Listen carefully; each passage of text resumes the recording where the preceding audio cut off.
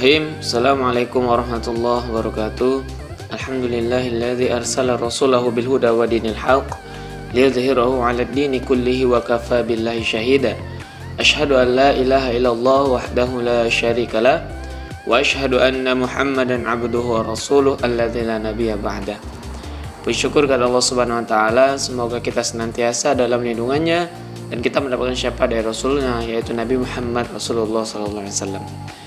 Baik, kawan-kawan sekalian, berikut adalah jawaban dari saya Dwi Ardiansyah Siddiq, NPM 1704010004, yang mana untuk mata kuliah Sejarah Peradaban Islam.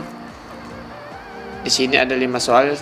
Pertanyaan yang pertama yaitu jelaskan perkembangan peradaban Islam pada masa pemerintahan Khalifah Utsman bin Affan.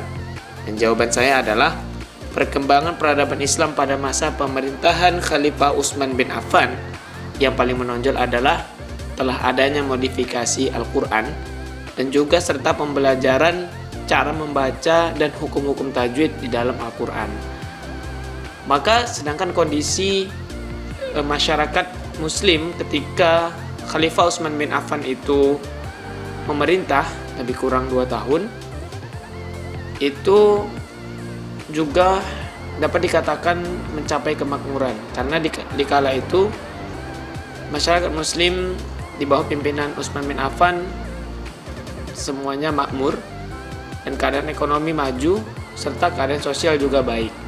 Namun pada akhirnya di masa akhir pemerintahan Khalifah Utsman bin Affan banyak berita-berita yang tidak mengenakan hati, yang akhirnya juga itu menjadi penyebab runtuhnya pemerintahan daripada Utsman bin Affan. Kemudian pertanyaan yang kedua adalah jelaskan faktor-faktor penyebab runtuhnya dinasti Umayyah. Ya, yang sama kita tahu bahwasanya dinasti Umayyah ini adalah dinasti yang berdiri setelah berakhirnya masa Khulafaur Rasyidin, yaitu Khalifah Ali bin Abi Thalib, yang mana pendirinya adalah Muawiyah bin Abi Sufyan.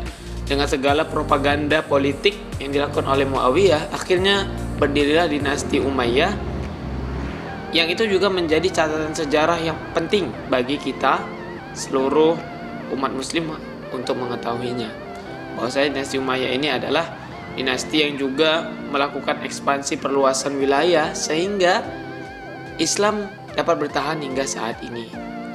Dan mengapa terjadinya keruntuhan pada dinasti Umayyah ini? Ya, awal pemerintahan dinasti Umayyah ini cukup dapat dikatakan cukup baik.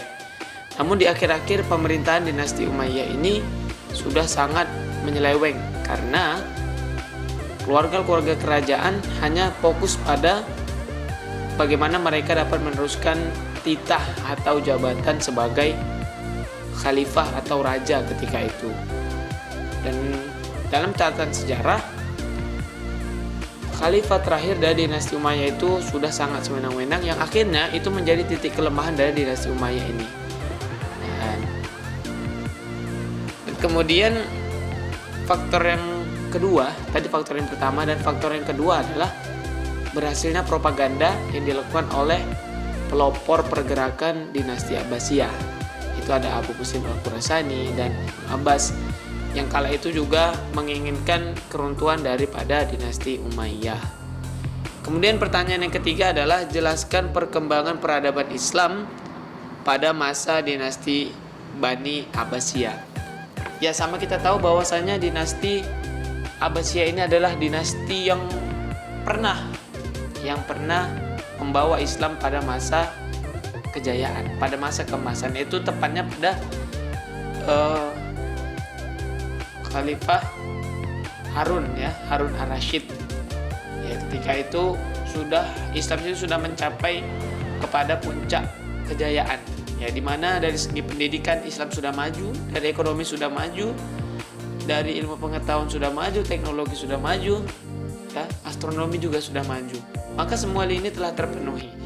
Maka banyak kemajuan-kemajuan dalam sejarah yang dituangkan bahwasanya dinasti Abbasiyah yang paling banyak berperan untuk akhirnya dapat menorehkan atau mencatatkan sejarah bahwa dinasti Abbasiyah ini adalah dinasti yang telah dapat mencapai kejayaan Islam di masa itu. Banyak sekali kemajuan-kemajuan yang telah saya sebutkan tadi, baik bidang pendidikan, ekonomi, kesehatan, dan astronomi misalnya. Kemudian pertanyaan yang keempat, yaitu jelaskan pengaruh peradaban Islam di Andalusia terhadap bangsa Eropa. Baik, jawabannya adalah peradaban Islam di Andalusia menjadi sebuah catatan penting dalam sejarah bahwa Islam pernah menginjakkan kaki bahkan berkuasa di Andalusia. Namun akhirnya karena kecerobohan dan juga kesewenang-wenangan pemimpin Islam di kala itu, akhirnya Andalusia terlepas. Ya. Maka pengaruh peradaban Islam di Eropa itu sangat kuat. Ya, sangat kuat. Kita lihat bahwa di Eropa banyak masjid. Nah, itu merupakan peninggalan-peninggalan dari perjuangan-perjuangan judi-judi Allah ketika masih berkuasa di Andalusia. Seperti itu. Kemudian pertanyaan terakhir yaitu yang kelima, jelaskan secara singkat sejarah berdirinya dinasti Safawiyah di Persia. Ya, dinasti Safawiyah ini adalah salah satu dinasti terpenting dalam sejarah negara Iran. Dinasti ini merupakan salah satu negeri Persia terbesar semenjak penaklukan Muslim di Persia. Maka berdirinya dinasti Safawiyah di Persia ini adalah ketika umat Muslim dapat menaklukkan bangsa pribumi di Persia, akhirnya Muslim dapat berkuasa di sana. Baik kawan-kawan, mungkin ini jawaban dari pertanyaan ujian